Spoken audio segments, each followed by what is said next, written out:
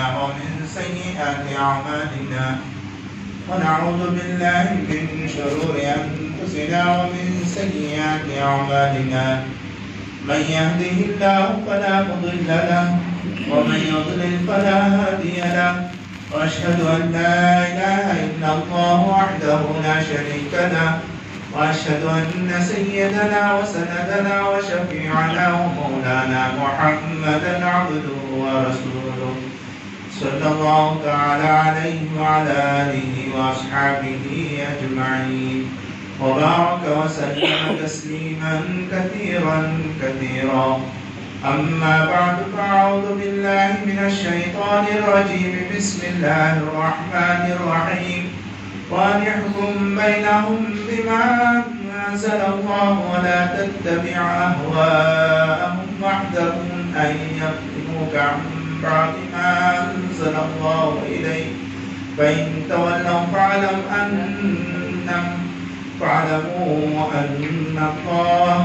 أن كثيرا من الناس لفاسقون. وقال تعالى الذين إن مكناهم في الأرض أقاموا الصلاة وآتوا الزكاة وأمروا بالمعروف ونهوا عن المنكر ولله عاقبة الأمور. وقال رسول الله صلى الله عليه وسلم لا إيمان لمن لا عهد له.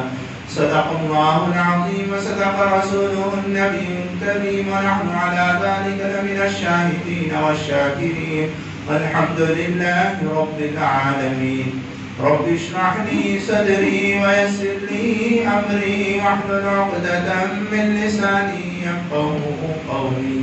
اللهم صل على محمد وعلى آل محمد كما صليت على إبراهيم وعلى آل إبراهيم إنك حميد مجيد. اللهم بارك على محمد وعلى آل محمد كما باركت على إبراهيم وعلى آل إبراهيم إنك حميد مجيد. محترم معزز سامعین کرام، خطبے میں جو آیت میں نے پڑھی ہے، تلاوت کی ہے، یہ سورۃ المائدہ کی 49ویں آیت 49ویں آیت ہے، اور اس کے بعد جو آیت میں نے تلاوت کی وہ سورۃ الحج کی 41ویں آیت 41 آیت نمبر ہے۔ میرے دوستو، ہمارے ذہنوں میں آج کل ایک سوالات گشت کر رہے ہیں، سوالات گھما پھرا کر آ رہے ہیں۔ ہم مسلمان ہیں اور جو مسلمان نہیں ہیں ان کے ذہنوں میں جو سوالات آتے ہیں ان کا جواب تو ہے، لیکن ہم مسلمانوں میں بھی یہ سوالات آتے ہیں، تو مطلب یہ ہے کہ ہم کو علم کم ہے، اس کی وجہ سے ہمیں یہ سوالات آتے ہیں۔ اگر صحیح علم ہمیں مل جاتا تو یہ سوالات ہم دوسروں کو جوابات دے سکتے۔ مثلا کوئی آدمی پوچھے کہ اسلامی حکومت میں اور غیر اسلامی حکومت میں دونوں میں کیا فرق ہے؟ جیسے کہتے نہیں، ایک ہے اسلامی حکومت، ایک ہے ڈیموکریسی کہ جمہوریت ہے، دونوں میں کیا فرق ہے؟ میرے دوستوں، میں اسلامی حکومت کا 5 باتیں مختصر طور پر خلاصے کے طور پر میں آپ کے سامنے میں رکھ دیتا ہوں پہلے انشاءاللہ، اس کے بعد میں قرآن اور حدیث کے روشنی میں انشاءاللہ حل کرنے کی کوشش کریں گے۔ دعا فرمائیں کہ اللہ تبارک و تعالی آسان فرمائے اور صحیح سمجھ عطا فرمائے اور ہمیں عمل بھی کرنا نصیب ہو۔ میرے دوست، سب سے پہلے اسلامی حکومت قائم ہونے کے بعد ہمارے ذہنوں میں کیا ہے معلوم؟ کہ کاٹنا، کوٹنا، قتل، یہ سب شروع ہو جائے گا نا، ہم یہ سمجھ بیٹھے، حالانکہ ایسا نہیں، حالانکہ ایسے ہے ہی نہیں۔ اسلامی حکومت کے بارے میں پوچھا جائے، حضرت عثمان رضی اللہ تعالیٰ عنہ فرماتے ہیں جو آیت میں نے سورۃ الحج کی تلاوت کی، 41ویں آیت ہے سورۃ الحج کی، اس کے بارے میں حضرت عثمان رضی اللہ تعالیٰ عنہ نے فرمایا سلام قبل بلائی، کہ یہ واقعہ پیش آنے سے پہلے ان کی تعریف کی جا رہی ہے کہ جن کے ہاتھوں میں اسلامی حکومت کی باغ دوڑ رہے گی ان کے کارنامے کیا کیا ہوں گے۔ ویسے ہم دیکھا جائے مسلمانوں کا، جتنے مسلمان ہیں، کیا اسلامی حکومت کرنا ضروری ہے، لازمی ہے؟ یا جتنے بھی انبیاء علیہ السلام دنیا میں تشریف لائے وہ سارے کے سارے نبی بادشاہ بنے تھے، وہ ملک گیری کیے تھے، دنیا کے اندر انہوں نے بادشاہت کی کیا؟ دیکھا جائے تو بہت کم انبیاء علیہ السلام کے نام ہمارے سامنے آئیں گے جو حدیث و قرآن میں مذکور ہے۔ جیسے نبی اکرم صلی اللہ علیہ وسلم نے ایک ریاست قائم کی، مدینہ طیبہ کی، اور حضرت سلیمان علیہ السلام نے بادشاہت کی، حضرت داؤد علیہ السلام نے بادشاہت کی، حضرت یوسف علیہ السلام نے بادشاہت کی، اور حضرت موسیٰ علیہ السلام نے بادشاہت کی، اور ایک دو نام آ سکتے ہیں زیادہ، اس کے بعد اور کوئی نبی کے بارے میں آ ہی نہیں سکتا کہ انہوں نے بادشاہت کی ہو دنیا میں۔ آخر مقصد کیا؟ مقصد دنیا کو اسلامی حکومت ضروری کیوں اور غیر اسلامی حکومت کیوں نہیں چاہیے؟ اسلامی حکومت ضروری اس لیے، اسلامی حکومت اس لیے چاہیے کہ انسان کو انصاف ملے، اور غیر اسلامی حکومت میں یہ نہیں ہے انصاف، اس میں صرف دو چیزیں ہیں۔ جمہوریت کے اندر دو چیزیں ہیں، یہ ہوتا ہے کہ لوگوں کو خوش کرنا، خوش رکھنا، لوگوں کو خوش رکھنا۔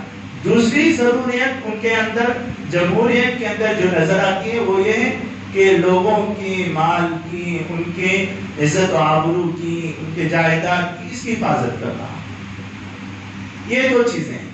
لیکن اسلام میں دیکھا جائے تو بہت ساری چیزیں ہیں۔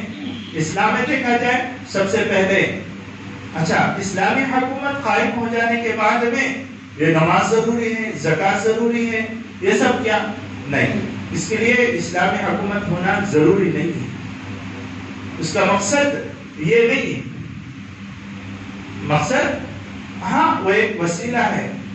اسلامی حکومت قائم ہونے سے نماز کا قائم کرنا بہت آسان ہو جائے گا، مسجدیں بھری بھری پڑی رہے گی، اور زکوٰۃ یہاں سے وہاں تک لے کر، مالداروں سے زکوٰۃ لے کر، اگر اس کے زمین سے کام نکل آیا تو اس میں 5%، اگر کھیتی باڑی ہے تو اس میں 10%، اگر تجارت وغیرہ ہے تو 2.5% کا ہے نا، غریبوں میں ہمارا مال ہے نا، غریبوں میں تقسیم ہوگا زکوٰۃ۔ اور اسی طریقے سے وَأَمَرُوا بِالْمَعْرُوفِ وَنَهَوْا عَنِ الْمُنكَرِ، اللہ نے فرمایا کہ وہ اچھے کاموں کا حکم کریں گے، برے کاموں سے روکیں گے، اچھے اخلاق پیش کریں گے، برے اخلاق ختم کریں گے۔ جیسے اچھے اخلاق ہیں کہ کسی سے کس طریقے سے ملا جائے، کس طریقے سے بات کیا جائے، کس طریقے سے پیش آئے، اگر بڑا ہو تو کس طریقے سے پیش آئے، ہمارا ربط کا ہو تو کس طریقے سے پیش آئے، بچہ ہو تو کس طریقے سے پیش آئے، یہ اسلام نے ہمیں سکھایا۔ یہ تو اچھی چیز ہے نا، اس میں کون سی بری چیز ہے؟ ایک تو نماز قائم کرنا، دوسرا زکوٰۃ کا، اور تیسرے اچھی چیزوں کا حکم کرنا اور برے باتوں سے روکنا۔ اب شراب دیکھیے، شراب تو حرام ہے، اسلام کے اندر شراب حرام ہے، لیکن شراب اگر ہے نا، ہمیں جس طریقے سے ناپسند ہے، اسی طریقے سے دوسرے جو غیر اسلامی لوگ ہیں ان کو بھی ناپسند ہے شراب۔ وہ بھی کہتے ہیں اس میں سے عقل معاف ہو جاتی ہے، اس سے آ کر رہنا گندگی پھیلتی ہے، اس میں چھوٹے بڑوں کا ادب و لحاظ نہیں رہتا، اس میں بھی گندگی ہے۔ اور چوتھا حکم اسلام کا یہ ہے، جیسے کہ حضرت داؤد علیہ السلام کے بارے میں فرمایا اللہ نے، یا داؤد انا جعلناک خلیفۃ فی الارض فاحکم بین الناس، کہ داؤد ہم آپ کو زمین میں خلیفہ بناتے ہیں تو آپ لوگوں کے درمیان انصاف سے پیش آنا، ان کے ساتھ جو بھی فیصلہ کرو گے تو انصاف کے ساتھ فیصلہ کرو گے۔ اور ایک جگہ اللہ تبارک و تعالیٰ نے فرمایا وَإِذْ حَكَمْتَ فَاحْكُمْ بَيْنَ النَّاسِ فَاحْكُمْ بَيْنَهُمْ بِالْقِسْطِ وَإِذَا حَكَمْتَ فَاحْكُمْ بَيْنَهُمْ بِالْقِسْطِ، جب تم فیصلہ کرے تو انصاف کے ساتھ فیصلہ کرنا۔ اور پانچویں چیز کیا ہے؟ پانچویں چیز یہ ہے تعزیرات، حدود۔ تعزیرات، حدود کیا ہے؟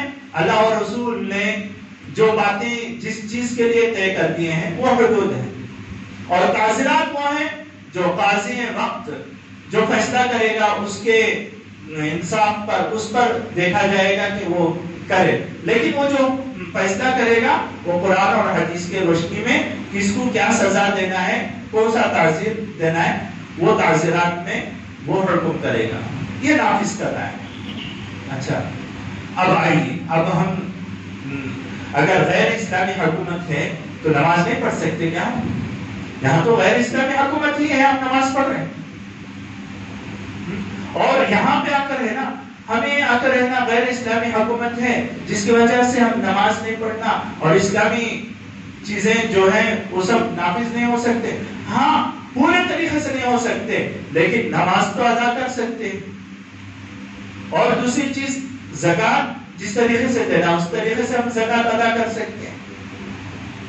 اور وہی دوسرے جو غیر اسلامی حکومتیں ہیں، جمہوریت لے لیجئے، ڈیموکریسی لے لیجئے، کون سا بھی لے لیجئے، ہر کوئی آ کر انہیں بتائے گا کہ ان کے حکومت میں صرف دو چیزیں، ایک انسان کو خوش کرنا، دوسرے آ کر رہنا ان کی جان مال کی حفاظت کرنا۔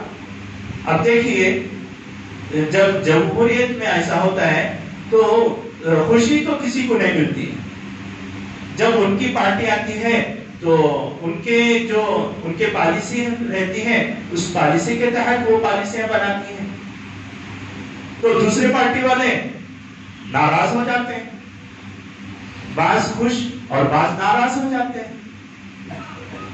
اور اسی طریقے سے اگر ایک آدمی آ کر ہے نا قرآن پاک پڑھتا ہے، وہ کہتا ہے کہ مجھے قرآن تو پڑھتا ہے، قرآن سے تو مجھے آ کر ہے نا کسی چیز سے پرابلم نہیں ہے، مجھے پرابلم ہے شریعت سے،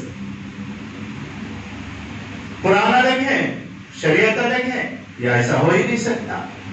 اب دیکھیں اسلامی حکومت ہے اور اسی طریقے سے یہودی حکومت ہو یا عیسائی حکومت ہو یا ہندوانہ حکومت ہو، کون سی بھی حکومت ہو، اب قرآن نے اسلامی حکومت قائم کرنے کے لیے رولز ریگولیشن اور اصول بتا دیا ہے، قرآن نے کیا کیا کرنا ہے، اور وہی یہودی حکومت میں جائے گا، ان کی کتاب میں ہم تلاش کریں گے تو اس یہودی کتاب میں زبور میں ہمیں آ کر ہے نا اسلامی قانون کس طریقے سے نافذ کرنا، قانون کس طریقے سے بنانا، حکومت کس طریقے سے بنانا اس میں نہیں چلے گا، اس میں یہ چلے گا، ان کے ہاں یہ چلتا ہے، ایک 300-400 سال پہلے تک ان کے ہاں ایسا چل رہا تھا کہ ایک آدمی ان کے عبادت خانے میں جا کر بیٹھ جاتا، ان کا جو اسلامی یعنی ان کا مذہبی اسکالر جو رہتا ہے تو ایک عبادت خانے میں جا کر بیٹھ جاتا اور وہاں پہ وہ اللہ سے گویا کہ ہم جو بولتے ہیں نا کہ ہمارا کنیکشن اللہ سے کر لینا، مراقبہ کرنا بولتے ہیں جس کو، تو وہ بھی آ کر گویا کہ اس طریقے سے وہ بیٹھے رہتا، اور اس کے بعد وہ بجلی کڑکتی، وہ 3-4 دن میں ہو یا 3-4 ہفتے میں ہو، کبھی بھی ہو، تو اس وقت وہ باہر آتا تو وہ کہتا کہ میرے دل میں الہام ایسا ہوا کہ ایسے ایسے قانون بنے جائیں گے، تو وہ قانون ویسے بنا۔ اور عیسائی لوگ کس طریقے سے قانون بناتے ہیں، انجیل میں تو ہے نہیں کہ کس طریقے سے کیا، کس کو کیسے سزا دیں، کس کو کیسا نہ کریں اور کس کے ساتھ کیسے پیش آئیں، یہ سب اس میں ہے کیا؟ نہیں۔ اور وہ لوگ کیا کرتے ہیں، وہ لوگ یہ کرتے ہیں کہ جو ان کا مذہبی جو پیشوا ہوتا ہے اس کے ہاتھ میں دے دیتے ہیں کہ وہ لوگ جو بھی کریں وہ کر سکتے ہیں، ان کے کوٹ کا بڑا بھی وہ بن سکتا ہے اور وہ جو نافذ کرتے وہی چلے گا۔ اور ہندو مذہب میں کیا ہے؟ ہندو مذہب میں منوسمرتی بول کے جو کتاب ہے اس میں آ کر ہے نا قاعدے قوانین لکھے ہوئے ہیں کہ حکومت کس طریقے سے کیا جائے، لیکن منوسمرتی جو کتاب ہے سارے ہندو اس کو قبول نہیں کرتے، بہت سارے ہندوؤں نے اس کو ریجیکٹ کر دیا ہے کہ یہ آ کر انہیں کتاب ہے ہی نہیں۔ لیکن مسلمانوں کے پاس جو کتاب ہے نا وہ آج تک نہ یہ نقطہ ادھر ادھر ہوا، نہ ہی ایک زبر زیر ادھر ادھر بدلا، ایسی کتاب موجود ہے، تو وہ اسلامی حکومت کر سکتے ہیں۔ اسلامی حکومت کرنے سے اچھا ان لوگوں کو اسلامی حکومت سے کچھ کیا ہے اعتراض نہیں ہے، لیکن اسلامی حکومت آ جائے تو کاٹنا کوٹنا یعنی حدود اور تعزیرات نافذ ہو جاتے ہیں۔ بھائی اس کے لیے 5 چیزیں میں مثال کے طور پر میں پیش کرتا ہوں، اس میں سے جو غلطی ہے وہ بتائیے کہ اس میں کیا غلط ہے، کیا فالٹ ہے۔ سب سے پہلے جو تعزیرات ہیں، جو حدود ہیں اسلام کے اندر پیش کیا گیا ہے وہ ہے عقل کی حفاظت کرنا۔ عقل کی حفاظت کرنا، عقل کی حفاظت نہ ہونے کی وجہ سے جیسے شراب پینے سے عقل رہتی کیا؟ عقل ختم ہو جاتی ہے، تو اس پر قانون ہے، اس کو کتنے کوڑے مارے جائیں گے، تعزیرات ہیں اس پر۔ اور دوسرا مقصد حسب نسب کی حفاظت کرنا، حسب نسب کی حفاظت کرنا، معلوم ہونا کہ یہ اس کا باپ ہے، یہ اس کا بیٹا ہے، یہ اس خاندان سے ہے، یہ نہیں کہ انہیں کون کی انہیں کون کی، ایسا نہیں ویسا نہیں، کوئی کس کا باپ معلوم ہی نہیں۔ جب اگر معلوم نہ ہو، حسب نسب ہی نہ معلوم ہو، تو وہ آ کر ہے نا کل کے دن کسی لڑکی سے شادی کرے گا تو پتہ ہی نہیں چلے گا کہ اس کا بھائی ہے یا اس کے کوئی ہے۔ تو یہ حسب نسب کی حفاظت کرنا بھی کیا ہے؟ اس کا مقصد ہے۔ اسلامی حکومت قائم کرنے پر جو تعزیرات، جو حدود نافذ ہوتے ہیں ان میں سے مقصد، سب سے پہلا مقصد یہ ہے کہ عقل کی حفاظت کریں، دوسرا مقصد یہ ہے کہ حسب نسب کی حفاظت کریں، تیسرا مقصد دین کی حفاظت کرنا۔ تیسرا مقصد کیا ہے؟ دین کی حفاظت کرنا۔ یہاں پہ لبرل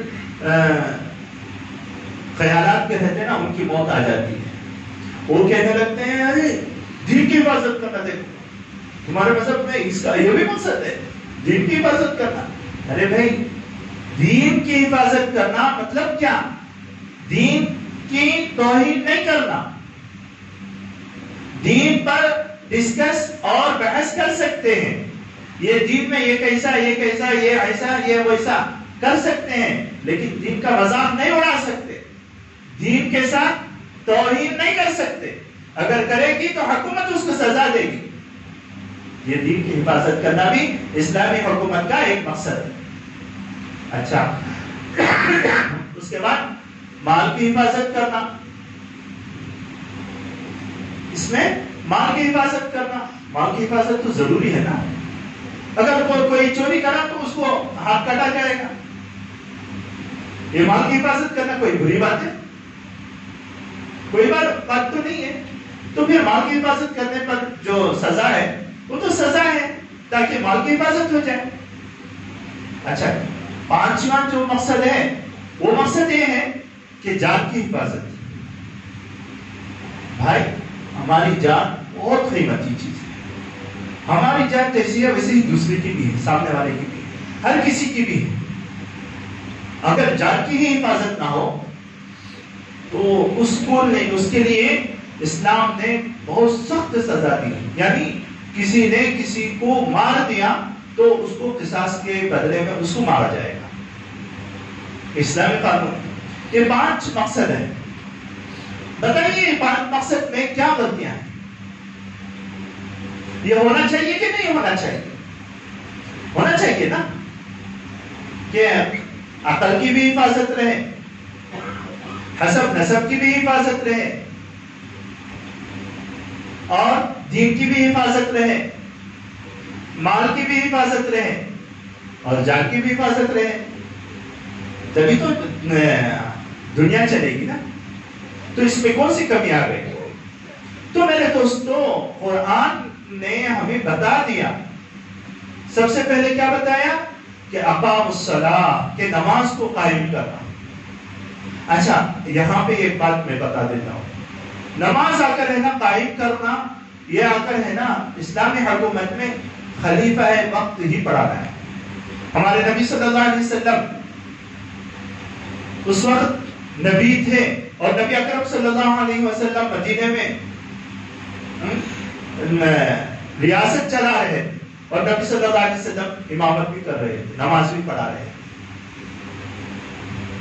مطلب کیا کہ جو حاکم ہوتا ہے نا، حاکم اور رعایا، اس کے ساتھ کتنا گہرا تعلق ہونا چاہیے، کم سے کم دن بھر میں 5 بار اس کا گہرا تعلق ہونا چاہیے۔ اگر ہمارا حاکم یہاں پہ ہندوستان کا ہی حاکم 8 سال سے بیٹھا ہے، کسی نے ایک وقت بھی ملا، وہ جہاں تک ہم پہنچ سکتے ہیں اس سے 2-4 کلومیٹر ہی ہمیں روک دیا جاتا ہے، وہاں جا ہی نہیں سکتے ہمیں، لیکن اسلام بولتا ہے نہیں وہی کرنا۔ نبی صلی اللہ علیہ وسلم کے بعد حضرت ابوبکر صدیق خلیفہ بنے تو نماز کون پڑھاتے تھے؟ حضرت ابوبکر صدیق رضی اللہ تعالیٰ عنہ پڑھاتے تھے نا۔ حضرت عمر رضی اللہ تعالیٰ عنہ خلیفہ بنے تو حضرت عمر پڑھاتے تھے نا نماز۔ حضرت عثمان رضی اللہ تعالیٰ عنہ خلیفہ بنے تو کون پڑھاتے تھے نماز؟ حضرت عثمان پڑھاتے تھے نا۔ حضرت علی رضی اللہ تعالیٰ عنہ خلیفہ بنے تو کون پڑھاتے تھے نماز؟ حضرت علی رضی اللہ تعالیٰ عنہ پڑھاتے تھے نا۔ آج بھی حاکم وقت اگر کوئی اسلامی حکومت کا بنتا ہے تو اس کو ضروری ہے کہ وہ نماز پڑھائے، یہ حاکم وقت کا حق ہے، حاکم وقت پڑھانا چاہیے، اس کی ذمہ داری ہے۔ ہاں، اور 5 بار رعایا کے ساتھ، اس کا پبلک کے ساتھ اس کا گہرا تعلق ہونا چاہیے۔ اچھا دوسرا بات اور زکات، کہ زکات کا قائم کرنا۔ زکات کیا چیز ہے؟ کہ غریبوں سے، مالداروں سے ان کی زکات لو، اگر ان کا کان نکل آئے تو 5%، اگر ان کی کھیتی باڑی ہے تو 10%، اگر تجارت وغیرہ کرتے ہیں تو 2.5% ان سے نکالنا اور غریبوں میں بانٹنا۔ وہی اس میں دیکھیے جمہوریت میں دیکھ لیجئے کہ جو مالدار ہوتا ہے نا وہ مالدار بنتے جاتا ہے، مالدار میں اور اعلیٰ قسم بنتے جاتا ہے، اور غریب غریب تر ہوتا جاتا ہے۔ یہ جمہوریت ہے۔ لیکن اسلامی حکومت کیا ہے کہ نہیں، ایک ہی کے پاس پیسے نہ رہے، سب کے پاس کرے، سب کے 4 آدمیوں کے پاس بٹے وہ پیسے۔ حدیث میں آتا ہے اللہ کے نبی صلی اللہ علیہ وسلم فرماتے ہیں جس قوم میں زکات کا وجود ہوتا ہے اس قوم میں وہاں پہ غربت آ ہی نہیں سکتی۔ یہ نبی اکرم صلی اللہ علیہ وسلم کا فیصلہ ہے۔ آج غربت آئی ہوئی کہ نہیں؟ اس کا مطلب یہ ہے کہ صحیح طریقے سے زکات ہماری نہیں جا رہی، صحیح جگہ پہنچ نہیں رہی ہے، یا صحیح جگہ صحیح طریقے سے ہم نہیں نکال پا رہے ہیں۔ ہاں تو میرے دوستو زکات۔ اور تیسری بات یہ ہے کہ اچھے کاموں کا حکم کرو، برے کاموں سے روکو، کہ وہ اگر ہے نا ہر چیز میں امر بالمعروف، جو بھی اچھائیاں ہیں اس کے بڑھاوا دینا، اور جو بھی گندے کیا ہیں اس کو ختم کرنا۔ وہ جمہوریت میں دیکھ لیجئے، جمہوریت میں یہ بڑھاوا دینا کس کو اور بڑھاوا نہیں دینا کس کو؟ جمہوریت میں صرف پیسہ ہے، اور اسلام میں اچھائیوں کو بڑھاوا دینا اور برائیوں کو ختم کروانا۔ جمہوریت میں پیسوں کو بڑھاوا دینا اور پیسوں کے علاوہ ہے تو اس کو گھٹاوا دینا۔ جیسے پہلے زمانے میں ہوتا یہ تھا کہ جو کوئی اگر ہے نا نشہ کرتا تو اس کو 15 سال جیل میں ڈال دیا جاتا، اور اس پر ہے نا قاعدے کے قوانین نافذ کیے جاتے کہ ایسا ایسا۔ لیکن آج کے مالداروں نے جو نشہ کی چیزیں ہیں ان سب کو انہوں نے خرید لیا، ان سب کو انہوں نے اپنے کنٹرول میں لے لیا، اور انہوں نے حکومت کو پیسہ کھلایا تو حکومت نے اس کو بڑھاوا دے دیا، ہر کوئی نشہ کرنے لگا۔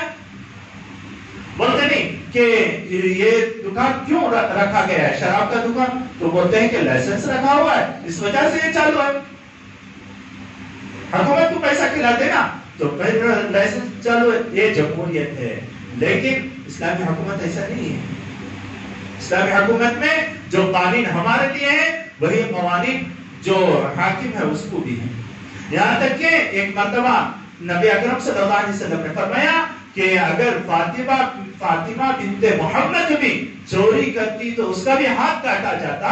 تو جس طریقے سے ایک عام آدمی پر جو قوانین نافذ ہیں وہی قوانین جو حاکم وقت ہیں ان کے بھی ہیں, ان کے بچوں پر بھی وہی. اور جب فیصلہ کیا جائے تو ایک دم فیصلہ انصاف کا, وَإِذَا حَكَمْتَ فَاحْكُم بَيْنَهُم بِالْقِسْطِ. اور اس کے بعد کا حکم یہ ہے کہ تعزیرات حدود نافذ کیا جائے. یہ اسلامی قوانین ہے میرے دوستو. اس میں کون سی غلطی ہے, اس میں کون سی کمی ہے کہ اسلامی قانون آنے کی وجہ سے کہ ہاتھ پاؤں کاٹے جائیں گے, ان کو مارا جائے گا اور یہ آ کر ہے نا کوئی قبول نہیں کرے گا. اس میں کون سی بات ایسی ہے کہ اس کو چھوڑا جائے؟ یہ سب ہونا چاہیے, ضروری ہے. اللہ تعالیٰ آ کر ہے نا ہمیں سمجھ عطا فرمائے. ہم جو کچھ سنے ہیں اس پر اللہ تبارک و تعالیٰ ہم کو عمل کرنے کی توفیق عطا فرمائے. آمین. وآخر دعوانا ان الحمد للہ.